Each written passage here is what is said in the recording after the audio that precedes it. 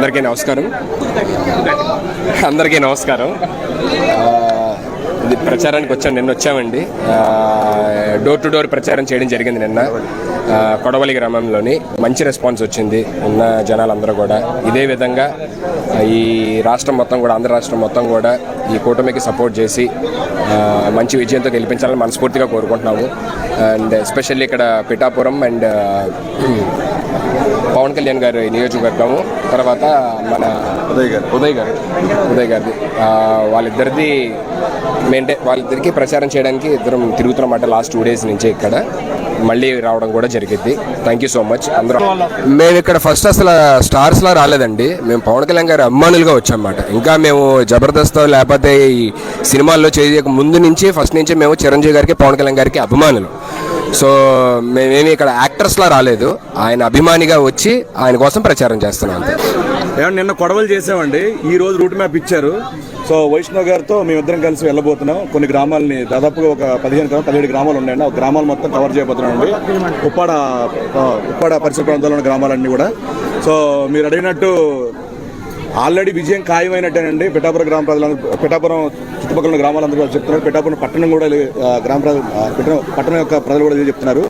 So ఇప్పుడు majority నుంచి లెక్క పెడుతున్నారండి. ఇప్పుడు మెజారిటీ ఎంత వస్తుందనే స్టేట్ మొత్తం డిస్కస్ చేస్తున్నారు.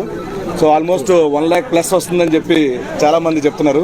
సో మేము కూడా ఆశిస్తున్నాం బంపర్ మెజారిటీతో పవన్ కళ్యాణ్ గారు గెలవాలండి.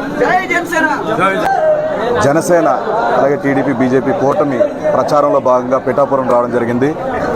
సో పిఠాపురంలో ఆధ్యాత్మిక స్థానమైనటువంటి దత్తాత్రేయ దేవాలయానికి ఆయన దర్శనం గాను మేమిద్దరం ఇక్కడ రావడం జరిగింది. దర్శనం చేసుకున్నాం. ఇద్దరం బాగుండాలి, అలాగే జనసేన బాగుండాలి, జనసేన గెలవాలని, కూటమి గెలవాలని కోరుకున్నాం. చాలా సంతోషంగా ఉంది.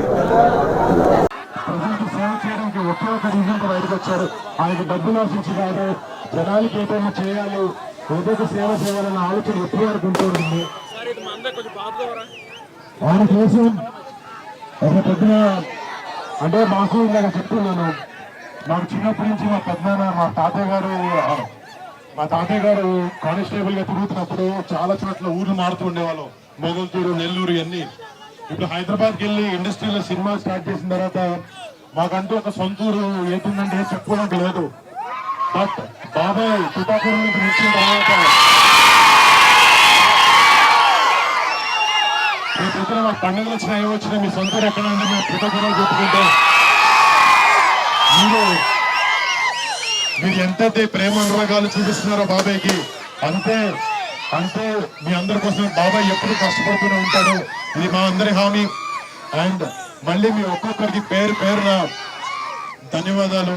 కళ్యాణ్ గారిని ఈ వచ్చే 13న ఎలక్షన్స్ లో భారీ మెజారిటీతో గెలిపిస్తారని ఆశిస్తూ ఆయన కొడుకుగా సెలవు చేస్తున్నాను. Thank you. జై జనసేన, జై పవన్ కళ్యాణ్, జై హింద్.